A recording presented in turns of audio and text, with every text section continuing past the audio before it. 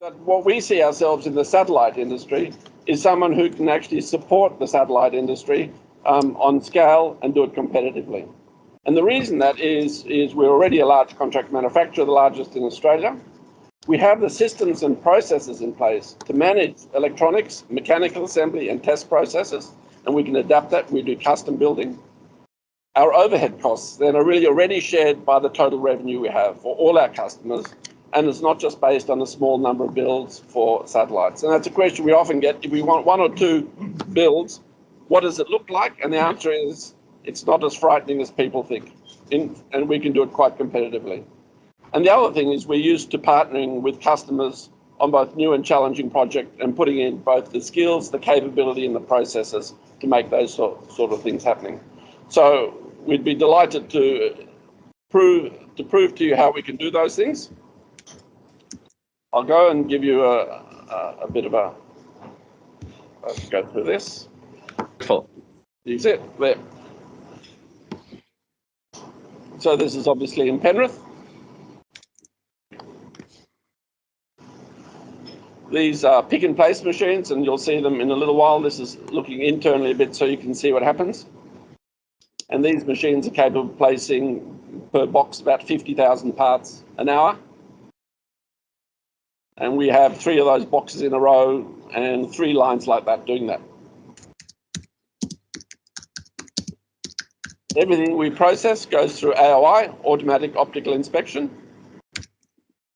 which scans the board against CAD files and verified images, and then identifies any problems we might have in the processes, which we can feed back into our process. This is a radial insertion machine. That's for parts with leads on them, and feeds from the back and load components.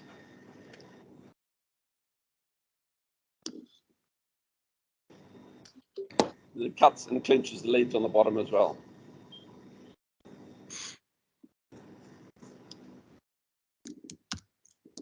Some of the processes still have to be hand fitted. So we have a slide line where people hand fit some of the odd shaped components, which are through hole. And that ends up going through a wave soldering process after that.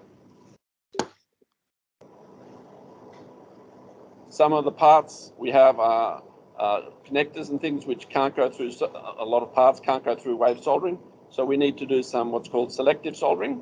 So this is like a robot arm, which actually, where we preheat the board, we add the fluxes, spray on in the location we need, and then we just solder it on a tiny wave for the connector, whatever it is. These are some other robots we use. And what we find is that these are very accurate and highly reproducible.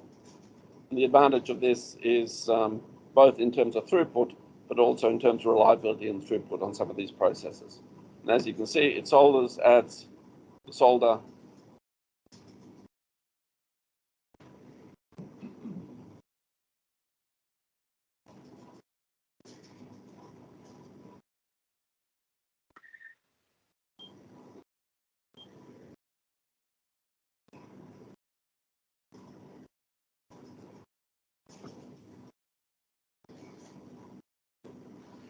What proportion of your line is automated in this way, Chris, typically, versus the human touch? We place somewhere between 10 and 20 million parts a month. And we have here about 140 to 150 staff. That includes engineers, finance, and all the commercial sides of that. This is cleaning. So this is looking down into a bath where we actually clean the boards to make sure they're reliable. This is looking at X-ray, looking at a BGA, so we can look at the solder joints underneath components. And as you can see, we can joggle that around so we can look from different angles as well to validate that the process is good.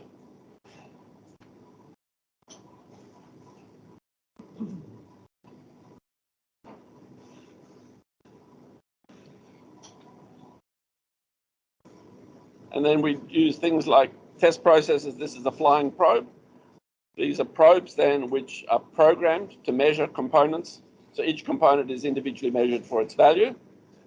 For higher volume applications, we use things like this, which is ICT, where we make a fixture, where we actually add the components.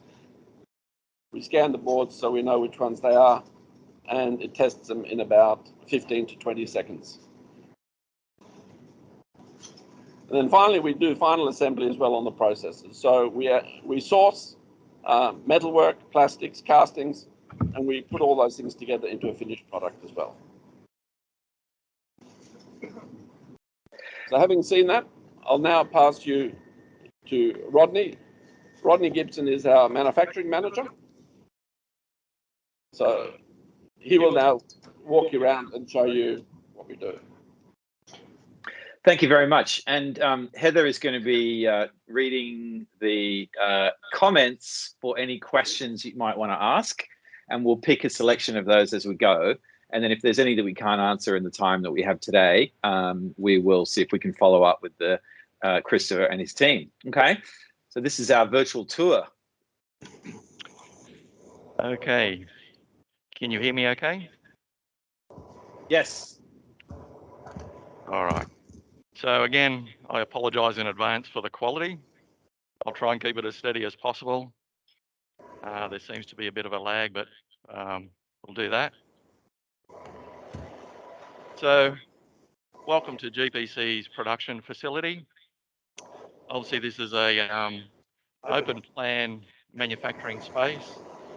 There's a small area over in the back corner, which we have stores and other areas like that. Being electronics manufacturer, we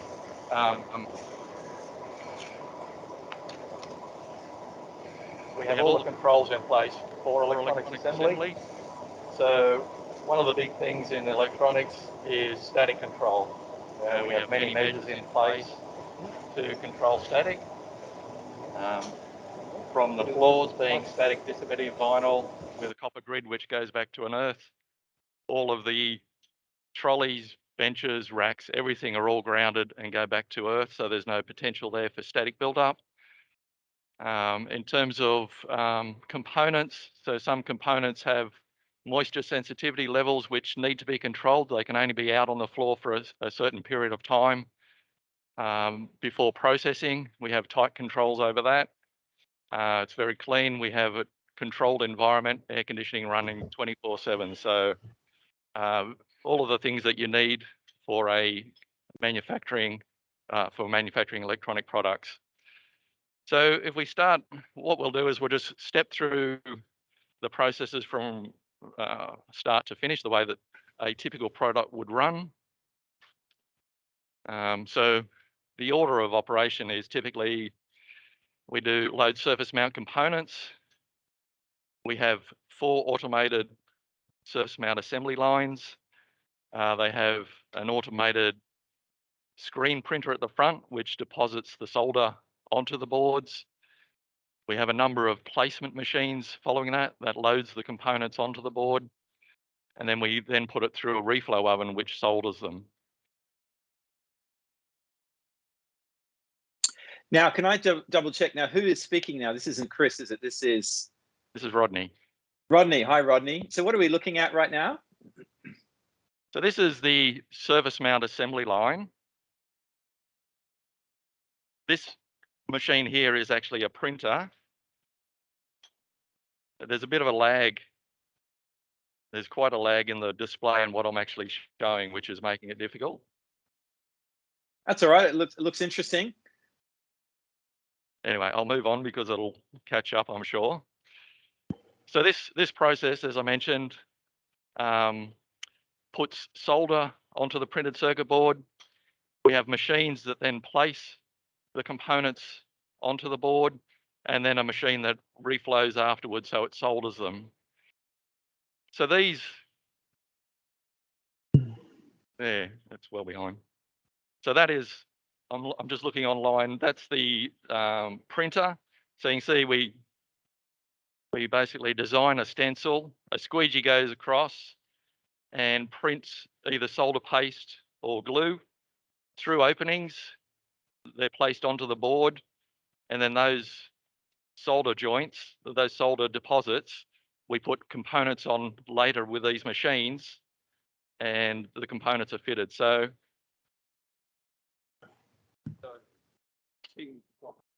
yeah, so there's still a quite a delay. I don't know whether I should So change we're it to a different. seeing a ribbon of parts underneath the robotic assembly. I think it's the HR Hawker Richardson machine is what we're looking at right now. That's right. So they're the service mount placement machines. They're the latest offerings. As Christopher mentioned, the rated speed from manufacturer is up to 90,000 components an hour. Having 3 machines in line gives us a large feeder count, so we can have up to 350 different line items on a machine at one time. The capability of the machine is quite large. So we can go from, we have placed 01005 components, which are 0.4 of a millimeter by 0.2 of a millimeter, up to 55 by 55 millimeter. And we can do connectors which are 100 millimeters long. Yep. So we can handle components in tape and reel. We can handle components that are presented in tube. And we also have a feeder at the back, so we can load parts which are presented in a tray. Just to give you an idea of, I'll see here.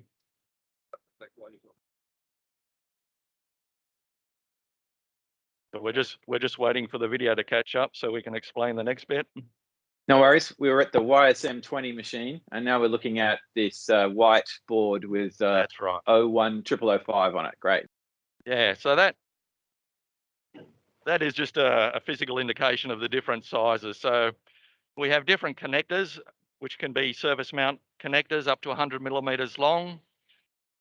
Basically, the only requirement there is that they're presented in a format that can be picked up by the machines. We have bottom or BGAs, ball grid arrays. So that's actually the bottom of the device, and there's thousands of balls there. So the component is placed with that side down.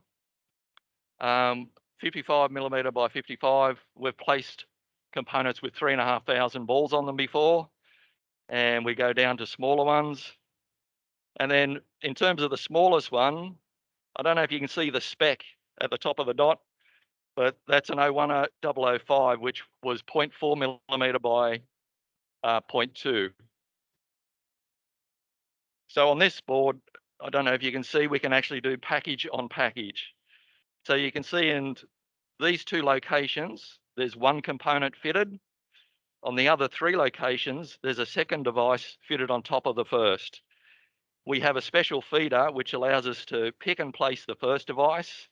We then pick the second one, we dunk it in solder and then load it on top of the first. And then when we reflow, it does both. So that's typically looking at devices which have memory on top, and it saves space in the assembly. So we have that capability as well. You have a pointer? Rodney, can you show us really quickly, if you get a chance, also where those parts come from? So you mentioned a ribbon or a reel. Can you just show us what that is? Right. I thought that was quite interesting. And then you mentioned that. Yep. Go ahead. Please keep going. I'll try and finish this off, and then we'll just step back. So one thing that we've done is develop a system where we try and monitor process real time. So previously we'd generate sheets, we'd look at root cause analysis, we'd try and find out what the issue was. And there's always more than one possibility for a problem, and it was difficult to find. So what we've done here is we've developed a system which looks at both efficiency and quality. So you can see the big speedo, which is there. So what we're doing is measuring how often a board or a panel of boards comes out of the oven, and that compares it to what is in our SAP ERP system. So anything above 100 is good. We're going better than the system says. Anything below it, we're not going so well. That monitor or that speedo there updates every couple of minutes. So if it's running slow, we can fix it. Within a few minutes after the fix, we can see what impact it has. And the top, that chart there just tracks it. So it gives you the throughput based on an hour, with the blue line being the system speed. We also look at quality, and to do this, we use a SPC chart. So this unfortunately, this product has started not long ago, so there's not much data here, but this is the SPC chart here. The blue line is the upper control limit. At the end of this process, we have an automated inspection process, and all of the information, any defects or pass results are loaded straight into this, and we get real-time SPC data.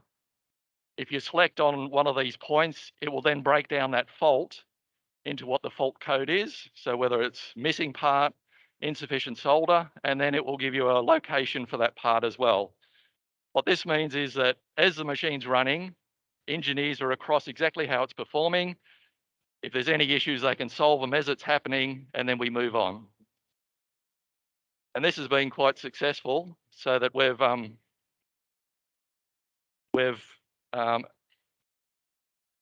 actually implemented that throughout a number of stages in our assembly. So we're just heading back now. Your question. Thanks, Rodney. So you can see here, there's all different formats. So these are in tape and reel. So there's a long bit of tape. Components are held in their little pockets. There's a plastic cover over it, and there's holes in the side which feed it along. So the machine it goes through a feeder. It indexes the right amount. It peels the plastic back, presents the part, and the machine has got 10 vacuum nozzles, which actually picks it up and places it on the board. So these are some of the larger parts, and down this end, you can see that, for example, would be a much smaller part. It's a bit hard to even see it there. So I might take this opportunity as well just to talk about traceability.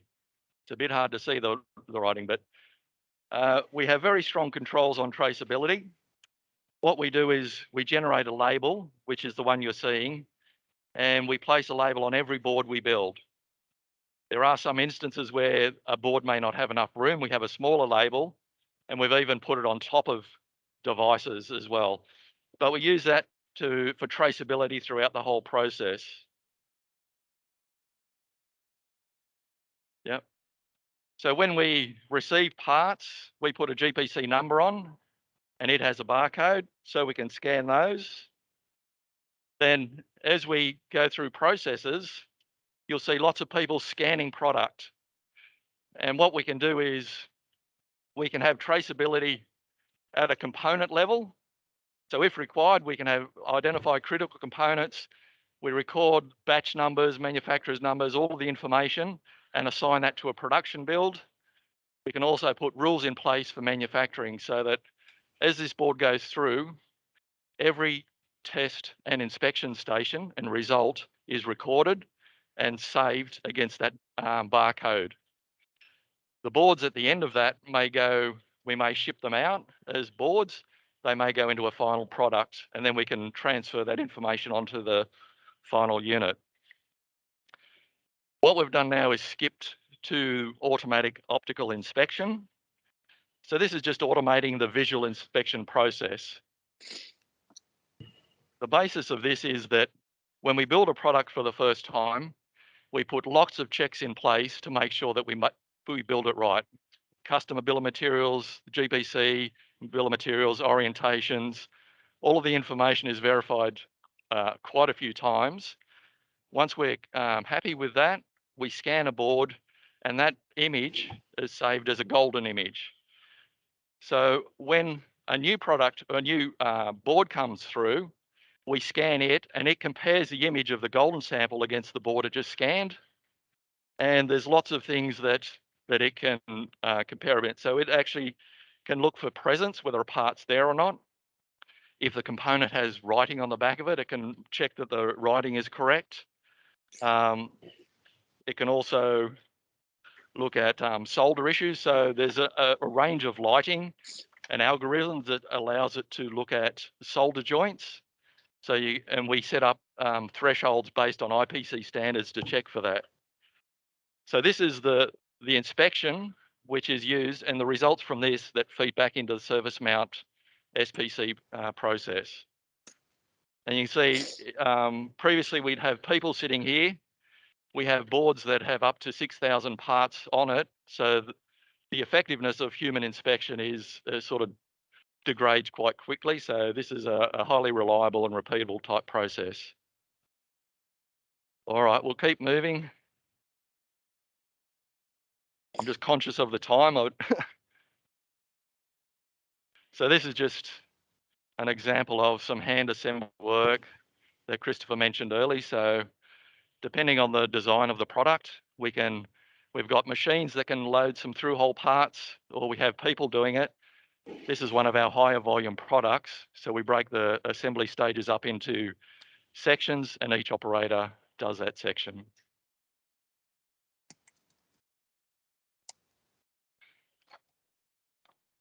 You're inspiring the first questions here, Rodney. Going great. Oh, I hope they're easy questions. So this process is X-ray. And if you remember the device that I showed you that had lots of balls on the bottom of the device, a BGA, you basically can't inspect solder quality when all those balls are underneath.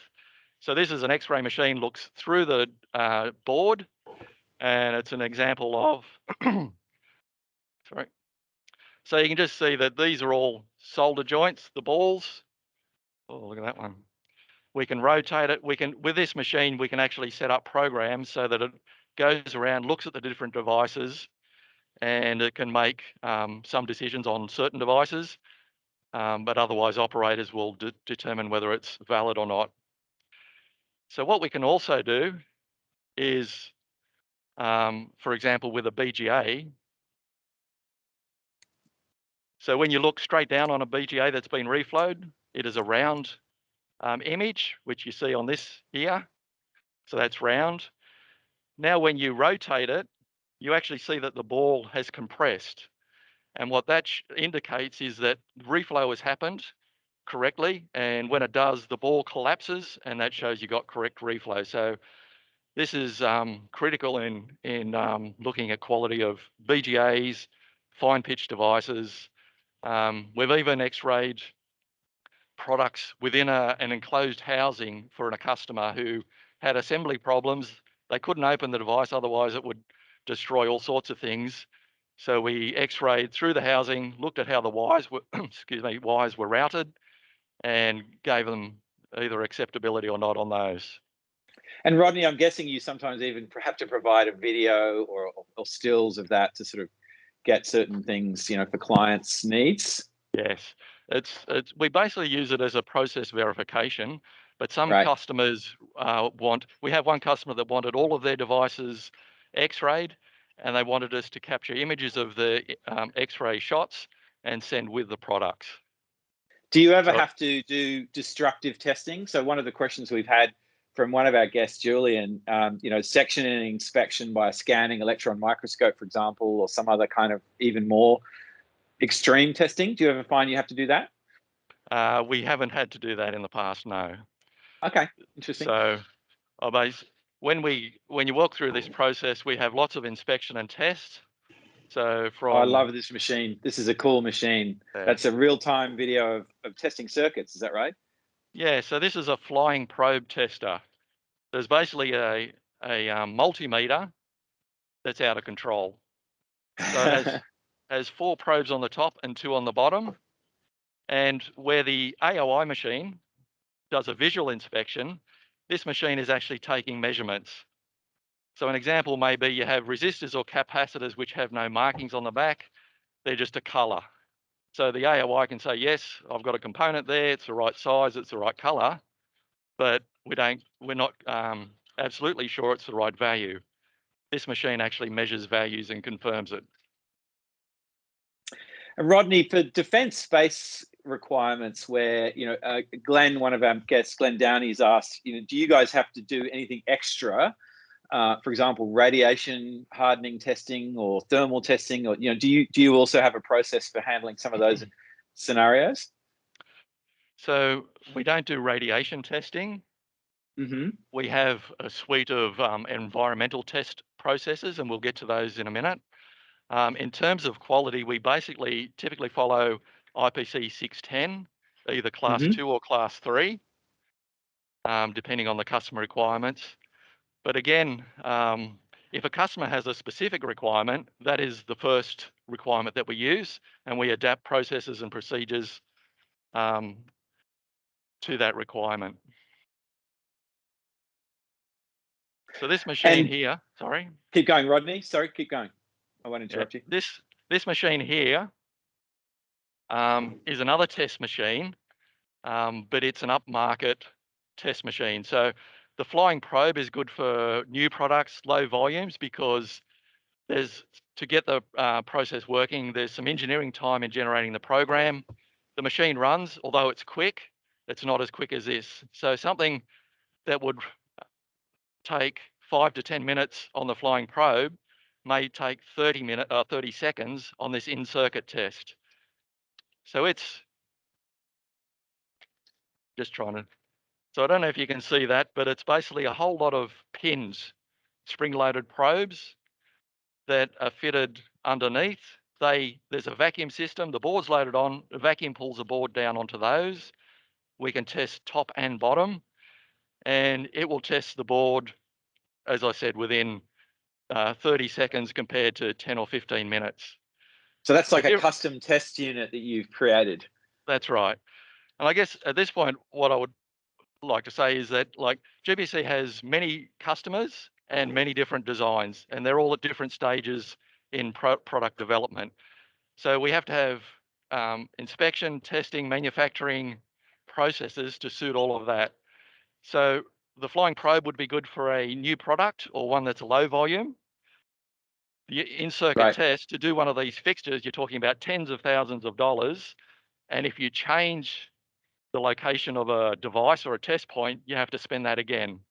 So this is suitable for higher volume, product that's locked in, it's stable, not going to change. And you also need to have the product which is designed with test points there so that it makes use of that. So what we basically look at is a product, where it is in the design phase, the quantity, and put together a manufacturing and test regime to suit that. If the product then sort of goes from a prototype into volume production, higher volume, we can then change it and to whatever suits. So that supports a DFM, design for manufacturer type early stage process, which I'm sure many of our space companies are at that stage. Now, around the time that I did the original tour with Christopher, he started talking to me about the number of layers you're also able to support in your manufacture. Is that something, how many do you find, do you often have multiple layers in these projects? So you mean in terms of board assembly, then final assembly, or? Yes, I believe so. Yes, correct. Okay, so yeah, again, it ranges. So we have some people that come in, they'll provide a kit of parts and they say, look, we'd like just to build half a dozen of these. Here's the parts. We do an AOI, a flying probe, and then give them back to them. But others with major customers, they provide none of that. They'll give us a bill of materials. They'll give us a test specification. They'll give us other manufacturing specifications, and we can put together the whole package. So we can go out to metal stampers and get tools made, plastic molders, get molding made, springs, metalwork, the works, and put a whole product together. So this is just an example of some assembly that we do. So those housings were quite unique. They're machined from solid. It's quite an exercise in getting those made, very high quality standards. And then this is just a number of functional test stations that have been put together so that once it's all assembled, we make the boards earlier, we assemble them into the units, and they come here for a functional test to verify that everything is okay. Got it. Well, so that's just an overview. So what we have done, I mean, for certain products that are volume or high runners, we can make into manufacturing cells. But for others that may not be that level, we have generic processes where it flows from the front to the back of the factory in a normal and a reasonable manner, I guess. We have all sorts of variations on functional testers. I'll show you one that is quite extensive, one that we've sort of built from customer specification. That's a high volume product, but we have some very basic clamshell type units, which are very, so it just automates the process. So it means that people aren't standing with multimeters manually testing. We put a basic clamshell together. We use LabVIEW to control all this, and that way we can close it. LabVIEW will walk the person through. It'll ask them to do stuff. It will record the reading. It will decide whether that reading is acceptable or not, and then that information is captured to that product. So if it's required at any time in the future, we scan the label on the outside, and it will give us what bill of material it was, what revision, all the inspection test results. Everything is linked to that. So this is some environmental chambers. So we have some thermal chambers, which are bigger walk-in ones. So most of the bigger ones are minus 30 to plus 60 degrees, and they ramp up and down at 2 degrees a minute.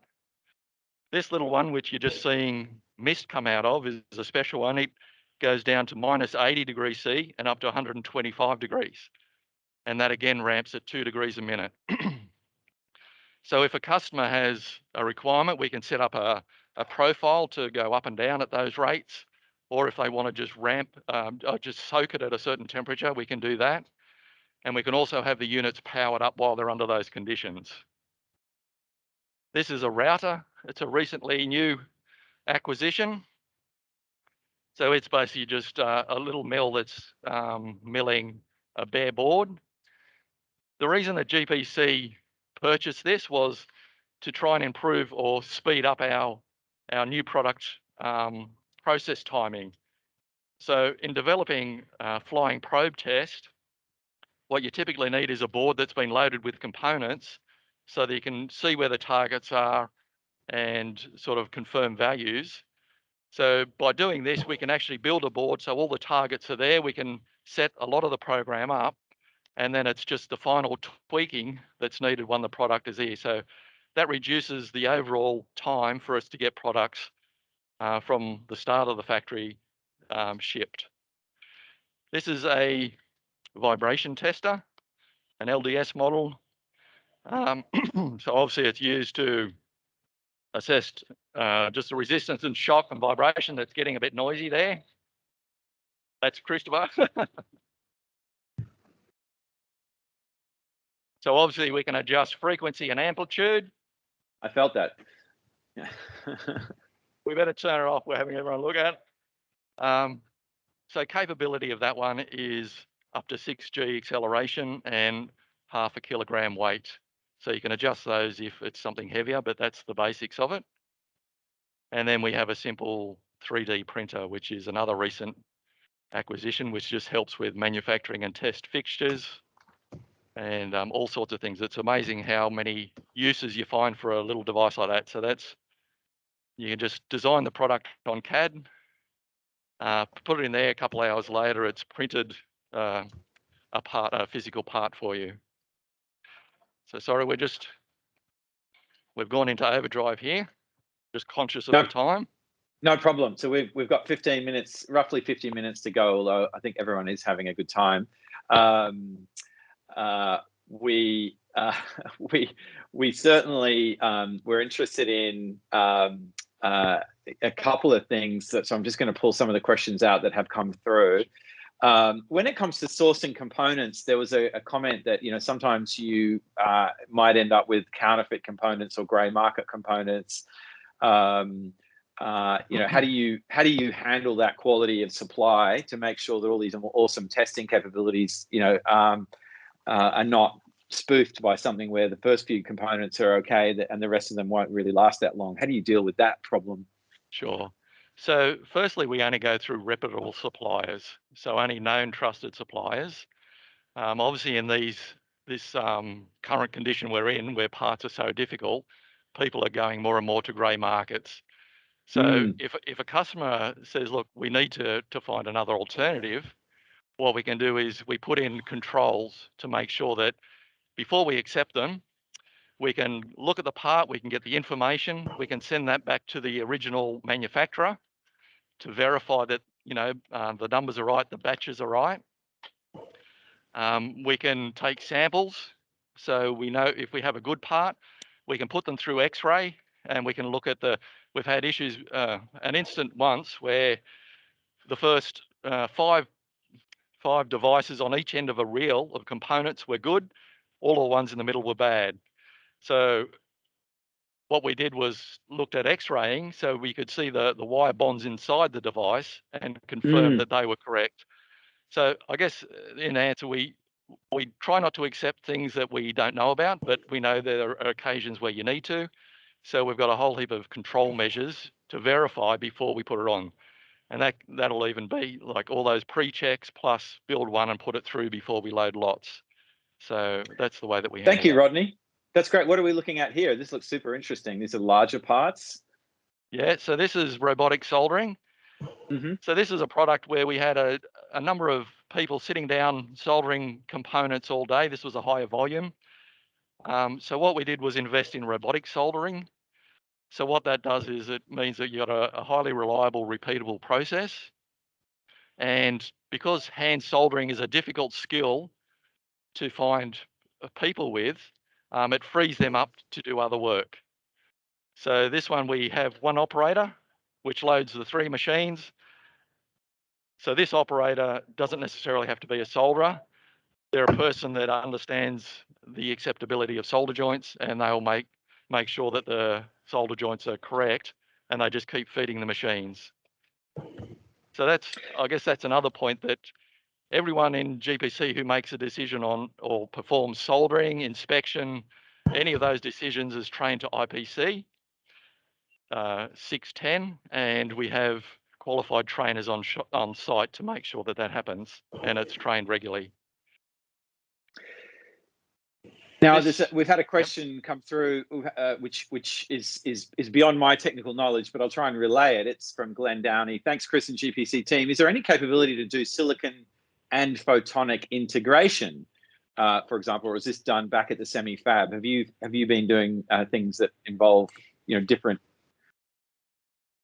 No, that's not something that we do here. Right, got it. It sounds very impressive, though, doesn't it? Sounds impressive, doesn't it? Yeah. I'll have to go and Google that. Okay. Sounds like some collaboration opportunities in the future. Absolutely. So this is an example of a high-end functional test station. So the customer just provided a functional test specification. Our test engineering team put together, so they sourced all of the test equipment, they developed the fixtures, they put the software together, and what we do is, this is a unit which is an agricultural unit. It goes on the back of harvesting equipment, and it monitors seeding and all sorts of things. So you can see the fixture there. This is all the wiring that's done in-house. And the fixture is set up so that the alignment of those connectors is absolutely straight, so you don't damage the unit in running ones through test all the time. So what we did was develop this, got it running, got the customer in. They verified that they were happy with the test fixture. And then we supply them with all of the instructions, the schematics, all documentation, which is their product, theirs to own. The benefit is that because we've built it and developed it, if anything goes wrong, we know how to fix it. We'll obviously let them know. So there's no issues about having delays in manufacturing because we have to go back to suppliers. The other thing is that GPC are typically 40% cheaper than commercial test houses, because building functional testers isn't our bread and butter. It's what we do to make sure that we got good product and we can verify process, so we don't need to look at making margins for that. So I think that's a very quick run through. There were two other processes which we won't show. One was board cleaning. So we have capability to clean boards. We use a vapor cleaning machine, which is an automated one. Oh, the video show that. And we also have conformal coating. So we have an automated conformal coating machine. So there's some applications that require conformal coating. We typically use a polyurethane coating that's in the machine. We can spray silicons or acrylics, but they're sort of hand sprayed. And we have the ability to measure thickness after the coating has been laid. So we're just running back to the back of the front of the factory. Fantastic. Rodney, I don't know if Chris has sent you the memo, but we're interested in getting you guys to build some space technologies and flying those into orbit. It's certainly a very impressive facility. Now we've got about 8 minutes to go, folks. This is a good moment if you have any last questions you'd like to ask. Ivan has pointed out that he's connected very closely to the Sydney Nano Institute at the University of Sydney that is a photonics packaging specialist, I know. And I know we're going to do a tour of that as well at some future date. So it'd be great to have you along for that tour, guys. And we've learned a lot from today's one. You've done a fantastic job. I love all the preparation that you've done for us. Sorry.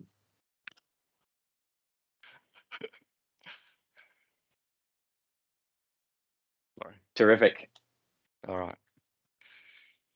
And in the middle of COVID too, you're managing to keep that all running. I mean, that must take a lot of work, a lot of effort. So thank you so much. Yeah, it's definitely been a challenging time out in obviously Sydney.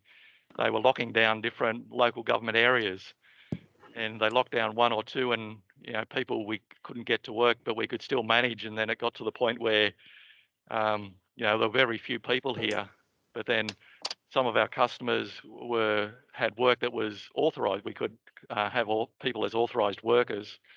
So we're able to put controls in place and bring them back so that we could continue manufacturing and help meet their needs.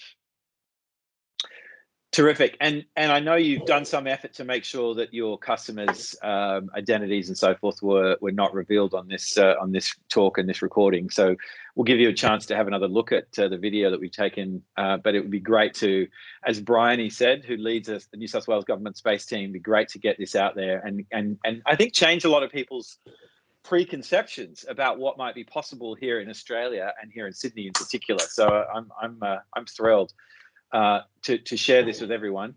I'm just having a little look through the chat to see if there's any questions that I forgot to ask. I certainly remember, Chris, you talked about your ability, Rodney, you talked about your ability to do multiple layer type assemblies for more complex products. And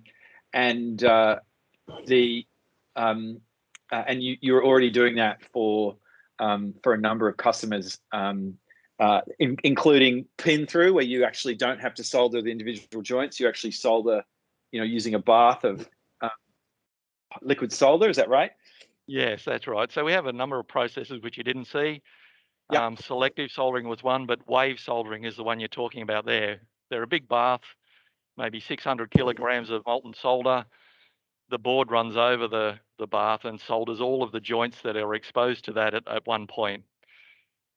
And again, depending on the design of the product, is which process we decide to use. So the design, we can't use that process for all designs. We just have to select the most suitable process for whatever the design has. And we couldn't show it. Okay. No worries. And I know you've got a lot of accreditations there, and you're already doing aerospace defense work. What are your thoughts on, for example, building key components of spacecraft, even doing assembly, of a spacecraft? Have you had to think about that? What are your ambitions there? I'll just let Christopher answer that one. Can you hear me on this? Yeah. We can hear you, Chris. Can they hear me on this one? Yes, I can hear you. You can hear me on this screen? They can hear you. Oh, good. Look, I think what we found is there's a lot of processes which are very similar to what we've done, as you've seen. We can build boxes, we can do casting, we can do metalwork. We have very high reliability processes. But because of the processes we have in place, that's paid for. And what I note out there is a lot of people are starting to do things and saying, look, they're going to build a dozen here, 2 or 3 there, and they have the whole infrastructure which is covered by that. What we have is the systems and the processes to be able to do that. I think there's a great opportunity. I mean, I'd love to get into bus building as well. I've learned that terminology. Doing a final assembly of products, we're talking about putting, even though this is air conditioned and relatively clean, maybe putting in extra clean room facilities. Rodney's already described we have a lot of processes in terms of cleaning and conformal coating. So what we recognize is space is a very harsh environment. It's also one which is hard to access. So if something goes wrong, it's hard to go and send a repairman. So really what we see is having very high reliability processes, being able to do things at prices which are actually commercial, not highway banditry, but also then having the systems and processes to support that, to make sure that people can work with us, provides our customers, who are often starting up with smaller volumes, an ability to scale. They don't have to invest millions in doing it, it's here. And what you can do is work with us to start scaling those things up, and we can do one-off. You know, I think we should be able to do hundreds of satellites a month. From what people are saying, there's a demand for that out there. And I'd love to think that we can do that at a price which is commercially competitive and which is flexible enough and agile enough to be able to support local companies to grow quickly and to actually reach not just what we're doing here in Australia, but in markets overseas as well, Europe, North America, and wherever else it's required. Well, I'm ambitious for you to be able to do that too. And as I said, I'm thrilled that we have you here in New South Wales, in Australia, with that capability. I wanted to say thank you. Chris, I don't know if you can hear us okay. No, I've got it on now. Sorry, I didn't hear it. Okay, no worries. I wanted to say we're thrilled that you're here in Sydney. We're thrilled that you have that ambition. And you've really given us a gift today, you, Rodney, and Ma. It's been a really special treat. And I know the audience has been very gripped. So gripped. We haven't had thousands of questions. We've had some very thoughtful ones.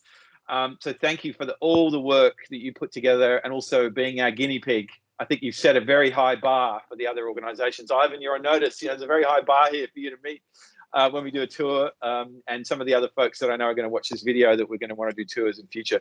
Gentlemen, thank you so much. Again, also thinking of you in that LGA area and all the work that you must be doing to keep your staff safe.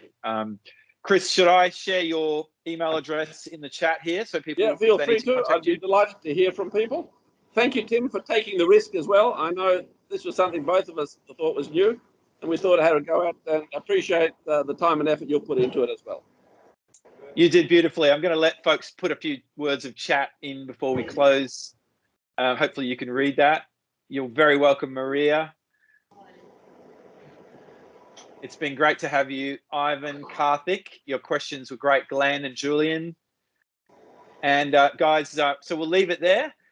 Thank you, Heather, for helping put all this together as well from SmartSat CRC. And we'll share this recording with you guys at GPC just so you can have a final check and give it your okay.